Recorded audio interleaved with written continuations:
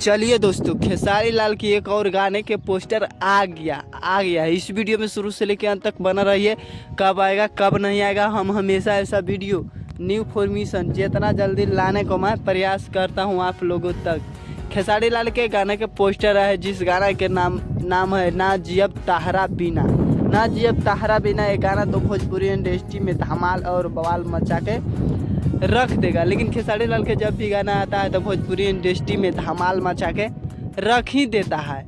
बात करें ना जियब ताहरा बिना, बात करें गाने के तो गाने को लिखे कृष्णा बेदर्ती और संगीत दिए हैं आर्य शर्मा। जब भी संगीत देते हैं तो भोजपुरी इंडस्ट्री में धमाल मचा के रख देता है। और हम हमेशा ऐसा वीडियो न्यू फॉर्मेशन आप लोगों तक पहुंचाने का मैं प्रयास करता हूं। बात करें